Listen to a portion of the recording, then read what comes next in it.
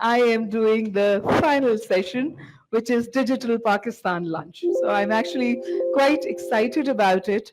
The reason is that, as you all know, the theme of the World Economic Forum this year is collaboration for the intelligent age. And we all know that there is now no convincing needed on the point that if you do not ride the technology tide, you may get behind or you may be left behind. For countries like Pakistan, it is even more of a challenge. It's a developing country, various constraints and compulsions. We've talked about them extensively in the 3 or 4 days sessions that we had, and some very candid, open conversations took place. The challenges were quite clearly identified, but I'm glad we are sort of ending the activities of the Pakistan Pavilion on Digital Pakistan Lunch. And why do I say that? I say that because Pakistan, despite its problems, has somehow is actually riding what I call the technology tide. And why do I say that?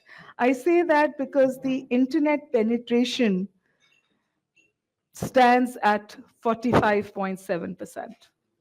But more interestingly, cellular mobile connects are almost 80%.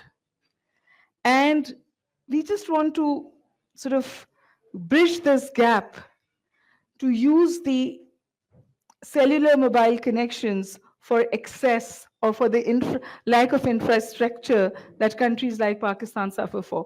We have fantastic examples from Africa where it is being done. And at the same time, in the conversations that we have, I'd like to address the digital divide. And my personal face-to-face with digital divide happened when COVID hit us and we shut down the classrooms. I was associated at one of the best institutions of Pakistan at that time. I was teaching there. We were an institution that went online in 48 hours. We did that. But then we also realized that although we catered to a comparatively privileged class, the digital divide existed. And we had to devise ways to make it accessible to our 3,000 students. But 3,000 students is not Pakistan. Pakistan is much bigger than that. And today, as I speak to you, the man who sits next to me is someone who's actually bridged that gap, has done miracles with something which is called Asan Pakistan. The figures were just running. If you see on the side, those figures are still running on the board. Those are amazing figures. I'm going to first request Muhammad Salman Ali, who's the CEO of VRG and works largely on financial inclusion. Let's find out what this man has done. And what does it mean in terms of numbers? And what does it mean when we talk about financial inclusivity, when we talk about women empowerment, when we talk about upward social mobility, when we talk about empowering people on the ground? Because this is an initiative which has grown big. And of course, there was resistance. But at the end of the day, I understand now that State Bank is rock solid behind us, and the government, if it doesn't support it, it at least acknowledges it. So, Salman, over to you. Pakistan, a progressing country right now, and especially from the last 3 to 4 years, if you can focus on the progress and especially on the financial inclusion side, digital financial side, and the growth in the digital sector in Pakistan is amazing. You can see the numbers. The numbers of digital payments is getting higher, like from 40% to 82%. So why it is happening? Because there is something, some infrastructure which is already been there, or maybe some scheme or some sort of facility for the people of Pakistan who are actually right now, in fact, you can say from the last 4 years, before that they are not being properly included. And why is that? Just because of one fact, because they have not been giving the right technological solution. In Pakistan, still, we have a 194.6 million subscribers, but out of which 48% are only the smartphone users. The rest of them are still feature phone users. So what about those people who are financially not included because of the services they are not having? They are not having bank branches over there. So then you need to create a solution for this. So the right solution for the right people. So Asan mobile account scheme, which is being created, developed by Pakistanis within Pakistan, And it's a scheme which actually works on a many-to-many model. Like any SIM of any telecom operator can open a bank account in any of the bank by dialing a simple short code, no app, no internet, just a simple short code. Just dial it on your cell phone. You can still dial it. The numbers who are on roaming in Pakistan, from Pakistan, static 662 hash. You get the menu, select the bank, put your CNIC, and that's it. Within 2 minutes, all the KYC, the email has been done seamlessly. Sitting at your home, you have your own bank account. We have been doing this thing from the last 26 months, and the results are amazing. We are right now standing at 12.2 million new accounts in Pakistan by using this technology. This has been recognized, and I'm really thankful to the World Economic Forum, who has not only helped us in getting this skill by sharing their knowledge, their support. At this point in time, this solution is being a part of center of fourth industrial revolution for reducing the gender gap. This has also been a recognition from the One Economic Forum for this solution and for Pakistan especially. Let me tell you one thing very, very special about it, and that is out of this, like the 12.2 million accounts, 36% are women accounts, which has never been done in Pakistan. And believe me that and the good part about it, that we have the stats available. And my stat says that even a lady who's sitting in Fata is actually using this service and performing for digital transactions in the in the month. And most of the time, they are using their bill payments and the fund transfers. So we have all the stats available, and we are sharing this stat with the State Bank of Pakistan and all the other regulatory authorities as well. This is one part. But as per the National Financial Inclusion Strategy 2024-2028, so this need to be scaled by 28 to 70 million accounts, because we have a gap of still we have a financial So I'm going to interrupt you here. When you say you need to scale it to 70 million 7 accounts, million accounts, 7 million accounts, 70 million. 70 million accounts. Now, this is the overall target of the State Bank. So we need to contribute, and we already have a 1 billion challenge. So what is holding you back? This What are the impediments? Because I'm going to then perhaps go to someone very important here who can help I'm us. just going to cover that later in the speech. So because the factor is we need to enable the environment. We need to create the ecosystem, and that is the second part which I'm trying to address here.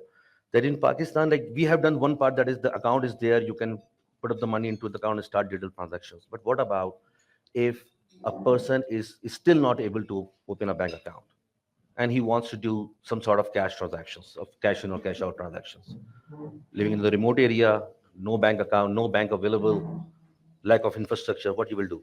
But you will find one person over there, and that is the agent, an agent of a bank, of a branchless banking agent. Very unfortunate that Pakistan, after having the branchless banking from the last 10 or 12 years, progressing very fast, but they have a one-to-one solution. If I'm a customer of bank A, I can go to an agent of bank A only. There's agents of 3,75,000 agents available, but in that area, the agent is not available of that bank. Then what should I do? So there's no interoperability. So let me announce this thing that on 16 Jan 2025, before coming to WEF, we have been awarded and mandated by the State Bank to start the agent interoperability, and we're going to conduct our demo by the end of February. Let me tell you that 90 million transactions happens in a month on an agent network, and still we are a cash-based society. Why? Just because of these sort of services which are not available. So if the person get this service available, they can go to an agent and open a bank account just putting their thumb in. So these all services are right now available. We are just progressing on these matters, and I'm really thankful to the regulators who are actually now perceiving this thing very, very seriously. Now, what's the way forward? I have a very good surprise for you guys, which I just go in at the later stage. So you have 5 minutes. yeah, I do. So that's why I'm just coming too much too quickly. What are the way forwards? Just taking these two components and think about what is the way forward for Pakistan. You can use this platform for disaster relief services, for business income support program, one of the largest unconditional cash transfer poverty reduction program. Up till now, we have disbursed nearly around $1 billion to the women's deprived movements. And now we need to conduct, like those women are standing in the queues, going to the camps, going to the bank branches, to receive the money. Why? They don't need to. They're sitting. They just need to enroll themselves by dialing this code, get a bank account, directly get the money into their account. And if need be, they'll go to an agent and get the cash out. Other than that, they have a digital account available by using a $10 phone, a feature phone without internet, without having a mobile app. But the second part is also very exciting. That we need to move on to a concept called war on cash, which the honorable minister is also focusing on. That we need to do a little steps which can impact big, and that is like you can directly make the bill payments automated through digital channels only. As we speak, as per the State Bank stats, 1 billion bill payments happens in a year in Pakistan, with the average ticket size of 4,500 PKR. Good, but still, this is only covers the 55% of the bill payments. 45% of the bill payments are still happening on cash. Why? If we can do this thing, we can just have a proper mandate. There's no regulations required to get this thing done. Then you can directly have a transparency in a complete digital environment available.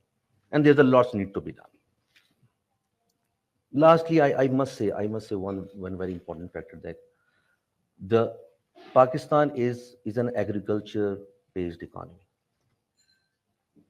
But and as per the National Financial Inclusion Strategy 2024-28, they are very heavily focusing on agriculture side to do digital solutions for them, to make the agriculture more and the farmer, and especially the farmers, to get the farmers onboarded and get the more service to be provided to the financial side provided to them. So Agriculture Development Pakistan, this is the surprise for you guys, that the Agriculture Development Bank of Pakistan, which is known as the Zar Tarqiyati Bank. So we signed an agreement with them to provide digital financial services by using the same technology. But this not only gives the financial services with respect to account opening or balancing or your fund transfer, this one, but a loan service, because the farmer runs on loans.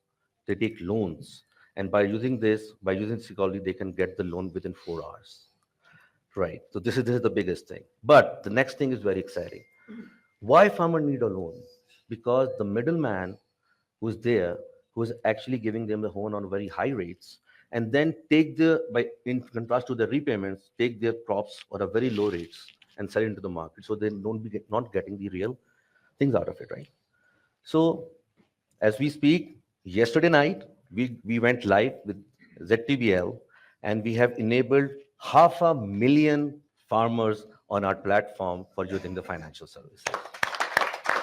Sir, this is a gift for you, and this is something. And I know you're the pioneer, because you have started Zarai, HBL Zarai in your tenure.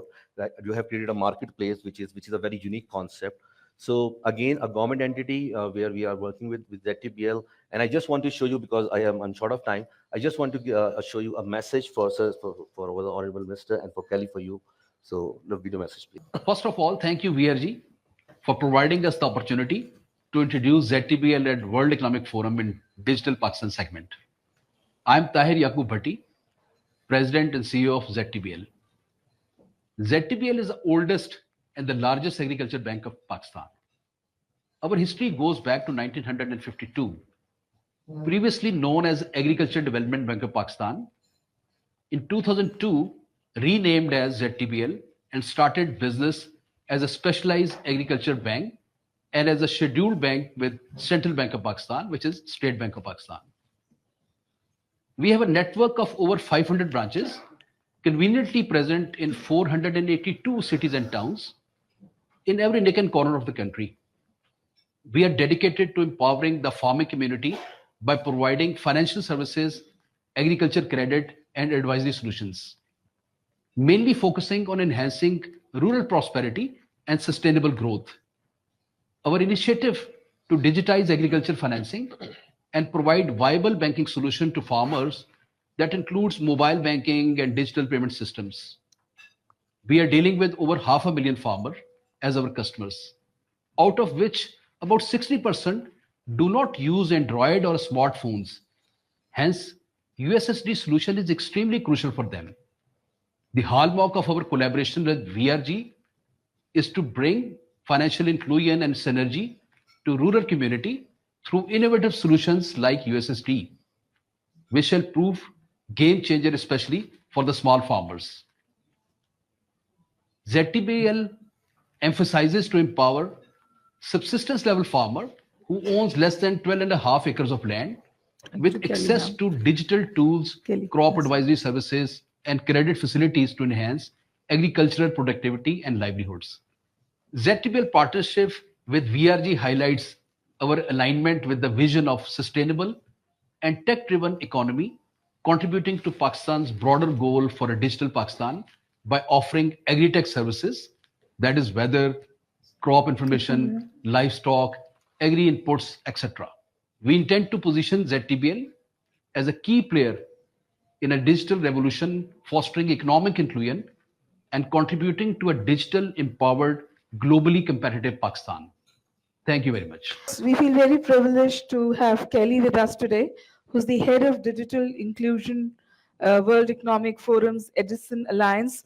What is your view of the initiatives that have just been identified, and how do you see them contributing to the whole concept of inclusion in Pakistan? So first of all, a big thank you for having me here today. And we're very honored to have you as part of the Edison Alliance and have been great partners since the Alliance was launched. You know, I think this is incredibly important, and I'm happy to share a little bit more about the story and the vision, but I think this is so essential that we really need to meet people where they are. I think for those of you who have attended different sessions this week, you'll hear a lot about AI and different frontier technologies, and these are very exciting and very important, but at the same time, we also need to understand that we need people to be able to have access wherever they are with the tools that they have, with the financial means that they have. So finding innovative ways to be able to use USDT technologies, particularly ways in which we can partner with others. And with agriculture, it's a key sector for us to be able to empower them directly. When you have access to weather data, when you have access to market prices, that their ability to be able to be more economically competitive is infinital. So we're really excited about initiatives like these. And in fact, one of the additional ways in which we're going to be focusing on the next section of the Alliance is to add agriculture as an additional sector. So for us, this is music to our ears. So we are delighted, and a big congratulations to you. Thank you. There's just one more question I had for you. And because I come from the education sector, and I wonder that all of this is music to our ears, and I know how important it is for women empowerment, inclusivity, upward social mobility, you name it. But Pakistan also sort of struggles with learning poverties. Mm-hmm. And learning poverty is in some ways linked to accessibility. So do you think we can take it there? Is there a possibility? Because I know there are initiatives in Rwanda and South Africa which have worked tremendously to address issues of learning poverty. Yes, no, absolutely. And I think many of the intersectionalities that we see that cause the digital divide also then reinforce these different issues. So education has been a core pillar that's been focusing on by the World Economic Forum. And I think there's several ways in which we can think about this challenge. So one, it's, do you have access to a device? So oftentimes that you might have one device in the home, and that may not always go to the student or to the woman or to those perhaps who have those other structural disadvantages. Are there ways in which we can explore different community models? So not necessarily having a computer in every home or in every school, but different ways in which we can find to be able to share those resources. Because we know that it's critically important to be able to meet students where they are, and also to be able to have the right kinds of tools. And what we have right now coming out is really exciting in terms of being able to tailor different programs for students, be able as well for those who may not necessarily speak the dominant languages to be able to have things that are translated into their languages. And of course, we know that when you have access to education, that then you also have access to greater digital literacy, and all these become positive reinforcing cycles. So we need to think about it holistically as a way in which we are offering opportunities, we're offering education, and then this is really the path to continue that positive cycle of economic empowerment. So when we try to address issues of digital divide in a developing country, where does all of this come into? I think we need to take a systematic view. So it's not just focusing on digital, it's focusing on the economic, it's focusing on the gender imperative, it's focusing on the education imperative, it's focusing on the financial and digital literacy, because all these things need to be addressed, because if you're just looking at any one challenge alone, then you'll not be able to solve the greater issue at heart. With the Edison Alliance, we've taken a matrix approach in terms of how we're thinking about the digital divide. So the first piece is the access. So you need to have a cell phone tower, a subsea cable, or some way in which you'll be able to have that connectivity. And I know that Pakistan has made great strides over the last 15 years in covering nearly 85% of the population. One of the issues that still need to be addressed is access to fiber optic, which the penetration rates are quite low. Now, of course, with mobile telephony, that you can use different solutions like those that were just shared in terms of being able to have those basic options. But as we're thinking about how we're preparing both for what's coming today, but also if we want to be on the path for AI, we as well need to think about what are the kinds of connectivity speeds that we'll need in order to be able to unlock and enable those partnerships. Thank you. Yeah, please go ahead. You wanted to say something? Sure. And then maybe just quickly, the other two pillars. So the second one is affordability. So can you afford your device and can you afford your data plan? That this is something that's critical of being able to then have continuous access. And then the third piece is the usability. So do you have the skills? Is there relevant content in your language? So how do we look at where we can tackle each one of these individually? But if we really want to close the divide, we need to think about this holistically within the broader context. And with that, I'm going to invite Abu Bakr to become a part of the conversation. He's the Chief Executive Officer, Pakistan Software Export Board. I find that title very interesting, Software Export Board. What are we talking about here? What are we exporting? So just a quick introduction. This is part of the Ministry of IT, and what our mandate is basically to increase the software exports. We have about 25,000 IT companies in Pakistan, people probably not realize. And all of these companies creates products or services. And then there's about, as per the Asian Development Bank report, we have about 2.3 million freelancers that do work and actively earn money through this. All of this comes through, so there's a foreign remittance that comes back to Pakistan, and that's what the software export is. So our mandate is very simple, single mandate. It's like, how do we enable the environment? How do we create the supply? How do we open the demands? And how do we make the business and ease of operations easy for anybody to increase and do more and more of what we've been doing? You're doing reasonably well, I understand. We are number 3 in the world. In the freelancing, we're the number 3 in the world. People may not realize we are better than India, at least in some IT. But we are the number 3 freelancer economy in the world. So when you say you want to enable them, what exactly are we doing on the ground? So because the reason why I ask you this question is there is this constant din of how the freelancers in Pakistan are not supported the way they should have been supported. The internet interruptions are mentioned as an issue, but despite that, we are number 3, and the pie is growing bigger. Yes. It's expanding. So I think I'll start with sharing some of the numbers that will give some context to where we are.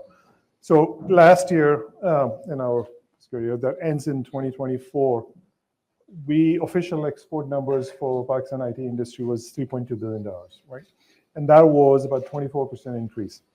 This year, in the first 6 months, we've grown another 28%. So we're trending to be over 4 billion, 4.2 to be exact. I think we have a much bigger ambitions going forward. How enabling freelancers, this is more of an organic approach. I think people may not realize Pakistan is probably one of the most friendliest regime when it comes to the exports in this. I mean, there's literally no tax for any export that you do for any remittance that comes in doesn't get taxed, right? So I think people may just got caught up in the other side, but at least when you look at it outside, and I talk to a lot of people, I've spent 30 years outside of Pakistan, so I've worked in many countries. And I can tell you, this is probably one of the things people look at it, is say Pakistan has the most favorable when it comes to the export taxes. So we are there. What are we doing to enable them? Obviously, we create the supply side of it. We trained last year through these different initiatives, and there are a lot more initiatives that goes around in the provincial sector as well as in the private sector. But just on the government scale, we trained 4.5 million people. So there were 3 million were targeted that's actually very good. Yeah. So that's the freelancer focus training, which is called coding skills and digital skills programs, that trained 3 million people. So that was 3 million people that were trained through those things. This is just the federated view of the training.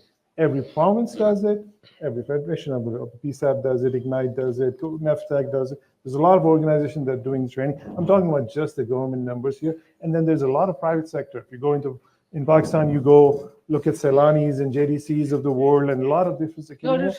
There are millions others that are getting trained. This does not just happen. We happen to have 2.3 million people. Yes, this is a question that I had here, because I know these trainings are happening all over the country and they're very well received, especially in urban centers, and they're done by NGOs who do it as an initiative also to get some political traction, because these NGOs have political wings as well. My question to you is that to really compete internationally, are these short trainings sufficient? Or do we need to be more focused on the kind of IT training we are providing to our youth? Yeah, very, very good question. And I answer that in a different way. I think there is a need and demand for each one of them. We are in a very low value chain at this point where we do these services, whether it's freelancing. I know we are number 3 in the world, but that shouldn't be our goal. Our goal is to look at the higher in the value chain. So we also just do not just the freelancer training, we do the high-end trainings. We just announced, and will be announced very soon, that we are also moving into the officially in the semiconductor side of the training. We have demands coming out from mostly in the Gulf region, where they need semiconductor designers from there. So we are actually entering into that. We are putting together the AI training plans and the Web3 training plans. So we are moving into the high-value food chain, but I don't think so we will ever not do the low-value food chain, because our problem, I always say from day one, and it's been only 90 days, but is we have a two-dimensional problem. We have a problem that we have to increase our exports, and brand Pakistan is not just a low-value food chain, but also that. My question. But we also have a problem where we have youth, which is millions of unemployed youth. That lower end skills helps that. So we try to do both, and we're going to continue. So we're probably looking at a multi-pronged strategy here. There will be a multi-pronged strategy. So one last question for Mr. Abu Bakr, and then I will request the chief guest for his comments. The balance between regulation and restriction. Because you see, in Pakistan, we tend to confuse regulation with restriction. So what is your take on that? You've spent so such a long time outside the country. I'm sure there are issues there as well. And that society is also grappling with it. But in a country like Pakistan, the political polarization has been discussed here. Where do you see this balance? And also privilege. So regulation, restriction, and how excess is a privilege. Yeah, I think this is a topic of, I guess, it's the most heated topic at this point. I think I'll just say from our side, from at least, we want to make it as open as possible, as accessible as possible. There's obviously needs to be some guidelines to do this, because I think we are moving into a very different age. And this information age is open and accessible, but needs to have it. I think every country is grappling with it to say, how do we make this more regulated or more secured for their own areas?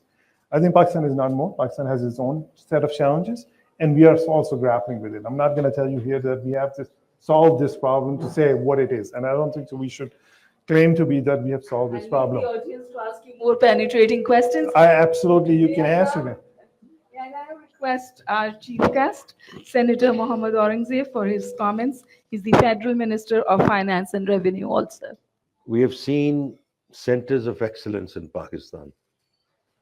We just heard about Asan Mobile and how this has become a center of excellence.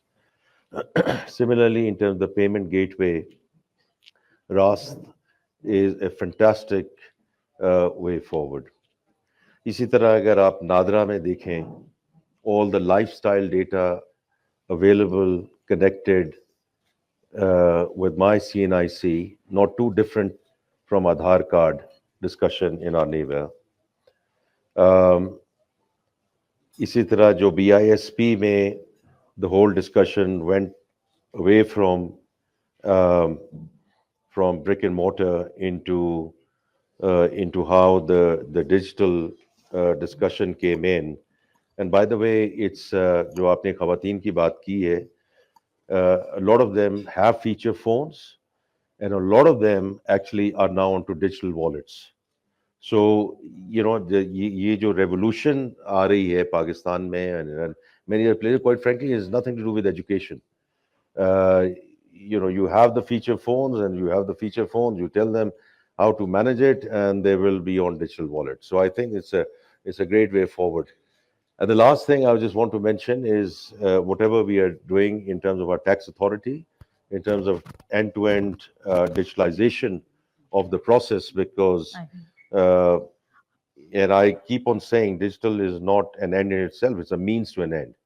It's about transparency, it's about client experience, and indeed, it should lead to unlocking the digital economic value which is available for Pakistan.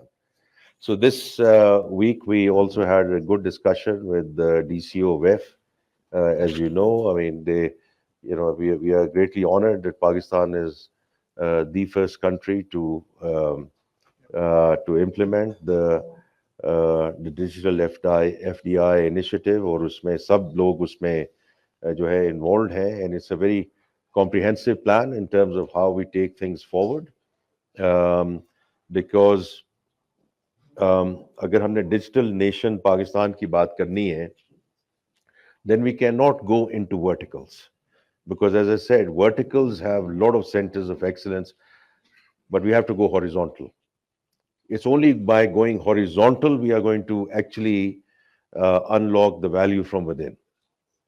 And for that, we need to have a very comprehensive end-to-end plan.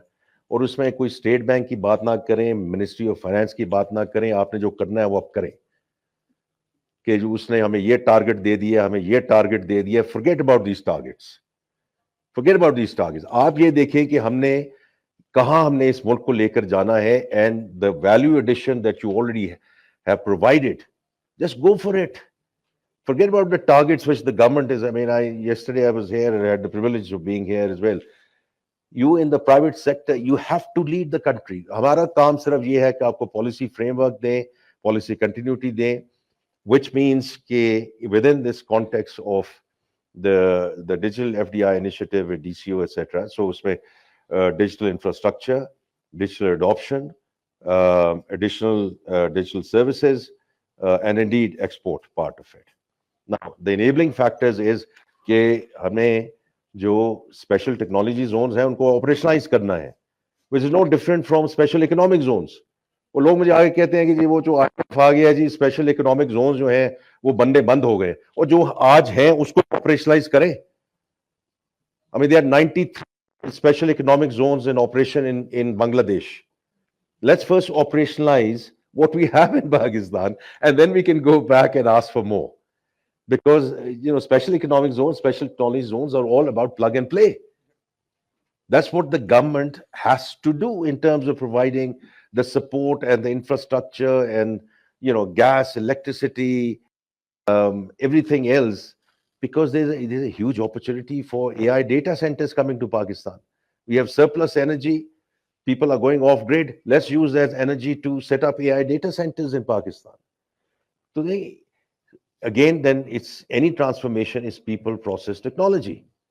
So the focus that you have and everyone has is around reskilling and upskilling. Jis tarah bhi inhone kaha, we're very fortunate to have third largest freelance population in the world. I mean, it's a huge upside and enabling factor as we go forward. And then, of course, it's all about the capital which is being made available, whether it's on the startup side, Series A, whatever, etc., where people want to believe in you, Sada Pay, Nya Pay, all of that good stuff which is happening. But all of us, what we need to do is to, rather than working in our verticals, we need to bring it all together, because that's what's going to take Pakistan as a digital nation forward, whether it's e-governance, whether it's everything else associated with that. So my only view again would be that we have a huge opportunity. क्योंकि अभी इन्होंने कल भी हमारी बात हुई थी और दिसंबर में $384 million. That's what we touched in terms of IT services related activities, highest ever in our and is only upside going from there. It's no different from the whole remittance discussion, because जब भी हम touch करते हैं एक certain level, हम कहते हैं कि हमने, we have reached nirvana. No, we haven't reached nirvana. So last year, our remittance flows were $30.2 billion. If this trajectory continues, inshallah, which we will, we will hit $35 billion this fiscal year. Now just think about it, the kind of external space and the fiscal space that we are developing, और जो आपकी इकराम साहब, और ये जो हम यहाँ आ रहे हैं, जो आगे हमें इसको एक्सपोर्ट में लेके जाएगा, और जो एफिशिएंसी आएगी मुल्क में, I think we are not thinking through the economic value which is going to be unlocked through this. इसमें financial inclusion है, इसमें और चीजें. These are all use cases. As far as I'm concerned, when we talk about the verticals, these are all use cases. How do we bring all these use cases together? तो मैं आपको एक बता देता हूँ, एक मैं जिसको हम FBR में काम कर रहे हैं, right? So because we are not connected, and that's where the loopholes come in. Sorry, just the last point I'll make, and then because in the interest of time, तो कि आप सवाल ले सकें. देखिए, कभी भी डेटा कमी नहीं. CNIC have all the data on me. How many vehicles I have, घर मेरे पास कितने हैं, कहाँ हैं, utility bills, my travel, all my lifestyle data is available with Nadra. There's no question about it. They have all my lifestyle data. Then we have the data available in the tax authority, right? Which means how much tax I'm paying. So what were we doing previously? What we were doing was taking this data and its raw form, sending it to field formations. What do the field formations do, right? Someone, might throw it in the bin. Someone might actually try to extract value for the exchequer, but mostly they would extract value out of me. कि ये तुम्हारा बनता है, इसमें मेरे साथ settle कर लो. So that is the power that we're trying to now build into that use case, कि आपके पास एक तो ये databases connected हो. On that basis, we get into data analytics, and that data analytics and the dashboard then actually drives that entire discussion, right? Because you do, drop down menus and all of that, so that I can, and the chairman FBR and other people can sit down on the table and say, what is RTO doing, LTO doing, which region what they're doing, which tax officer is doing, and an entire audit trail of what was sent at what point in time, etc. All 101. All 101. So we are all doing this in a very now, I think, good way with centers of excellence. हमारा जो सबसे बड़ा इकराम साहब जो challenge है कि हमने इसको सबको इकट्ठा कैसे करना है, because that to me is what is going to lead 1 + 1 to 3 or 2 + 2 to 5. That's the only way we are going to unlock the economic value which is going to come, inshallah, from digital Pakistan. Thank you. Thank you so much for that very candid input. And I'll now request Mr. Ikram Sehgal for vote of thanks and the last word. Thank you, Senator Aurangzeb. I think that was very nice and crisp. We got the message across. I'd just like to add a few things. You talked about Rast. Well, for 2 years, State Bank forgot about us, and then they discovered that how do you reach the people who have a feature phone? So now we're integrating with Rast. The second thing is the AMA app. For a year or so, they kept after us, and we kept on telling them, don't do it in Urdu. Do it in Roman Urdu. Like you said, everybody can get in the TikTok. She may not know how to use the thing, but she knows how to use a TikTok. So if she knows how to use a TikTok, she can use the AMA app for all purposes. So that is now in Roman Urdu, and it is being tested in banks now already. So it is a part of the thing parcel. See, so in the last one, the same thing I told you about your war on cash, the thing you invented, is it takes a stroke of a pen. make everybody pay their telephone bills through bank accounts. Bank accounts or AMA account, doesn't matter. Make them pay. Once you make them pay, you take away the cash.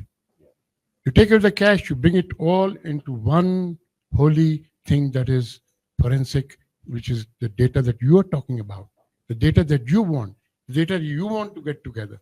So now, the ball is in your court.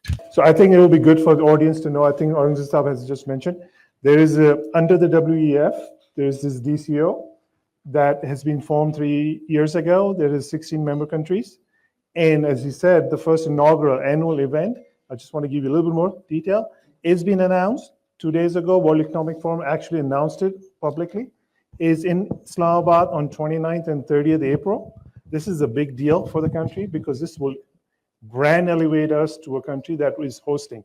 And we are branding this as the Davos of Digital. Islamabad is the new Davos of Digital because the entire world will be watching that, because this is where the digital divide, this whole aspiration of DCO is to bridge the gap of a digital divide. And we are leading in the front for it. So that's one. Number two, I think people should know and know this because this is the digital. We are legislatively now have passed, or almost passed, I think we've gone through two houses, is the Digital Nation Act. So Pakistan now officially has a Digital Commission Authority and the Digital Nation Act, which will be mandated, and this will be the mandate to create the digital economy for Pakistan. This is the first time that has happened in Pakistan. There is a lot of hope. I was with her yesterday and today. So she has confirmed she is going to travel to Islamabad for this formal launch. तो ये बड़ी अच्छी चीज़ है, लेकिन मैं सिर्फ एक चीज़ इसमें कहूँगा कि like everything else in Pakistan, plans and more plans and more plans. Ultimately, it's about execution and implementation. Absolutely. That is the rigor and vigor we need as we, inshallah, go forward. Thank you.